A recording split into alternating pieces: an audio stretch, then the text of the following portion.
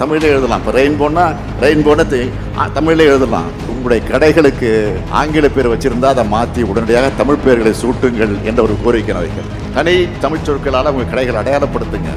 ஒருவேளை ஆங்கிலத்தில் இருந்தால் அது ஆங்கிலத்தை தமிழையும் தமிழாக்கம் செய்து விட்டு தமிழ் மொழிபெயர்த்து விட்டு இல்லை, தமிழ்ல எழுதலாம். இப்போ ரெயின்போன்னு தமிழ்ல எழுதலாம். ஆக தமிழ் பெயர்களை வையுங்கள். தமிழக முதலமைச்சர் மாண்புமிகு ஐயா ஸ்டாலின் அவர்கள் வர்த்தக பெருமக்களின் மாநாட்டிலே, வணிக பெருமக்களின் மாநாட்டிலே நீங்கள் தமிழிலே பெயர் வையுங்கள். எப்படி? ரெயின்போ என்பதை ரெயின்போ என்று எழுதுங்கள் என்று சொல்கிறார். வானவில் என்று எழுதுங்கள் என்று சொல்லவில்லை. இதுதான் தங்கிலீஷ் தமிங்கிலம்.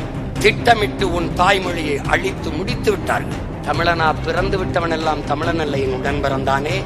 எவன் தமிழுக்கும் தமிழனுக்கும் இறுதி வரை உறுதியாக நின்று போராடுகிறானோ, உழைக்கிறானோ, அவன்தான் தமிழன். தமிழர்கள் நமக்கு தமிழ் எழுத படிக்க வரவில்லை, பேச தெரியவில்லை. ஆங்கிலம் கலவாமல் பேச முடியாது.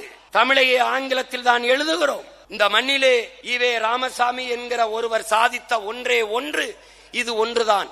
தமிழ் சனியனை ஒழியுங்கள் என்றால் ஒழித்து விட்டார்கள் திராவிடர்கள். அவருடைய சாதி மறுப்போ, கடவுள் மறுப்போ, சமூக நீதியோ, பெண்ணிய உரிமையோ வெல்லவில்லை.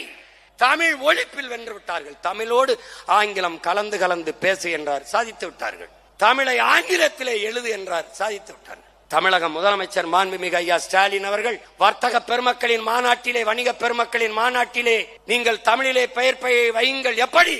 ரெயின்போ என்பதை ரெயின்போ என்று எழுதுங்கள் என்று சொல்கிறார். வானவில் என்று எழுதுங்கள் என்று சொல்லவில்லை. இதுதான் தங்கிலீஷ் தமிங்கிலம். திட்டமிட்டு உன் தாய்மொழியை அழித்து முடித்து விட்டார்கள். தமிழ் மீட்சியே தமிழர் எழுச்சி. தமிழ் மீட்சியுற வேண்டுமானால் தமிழன் அதிகாரத்துக்கு வர வேண்டும். தமிழன் ஆளும் போதுதான் தமிழ் எழுச்சியுறும், மீட்சியுறும். அப்ப இவர்கள் தமிழர்கள் இல்லையா? தமிழனா பிறந்து விட்டவன் எல்லாம் தமிழன் அல்ல உடன் பிறந்தானே. எவன் தமிழுக்கும் தமிழனுக்கும் இறுதி வரை உறுதியாக நின்று போராடுகிறானோ, உழைக்கிறானோ, அவன்தான் தமிழன்.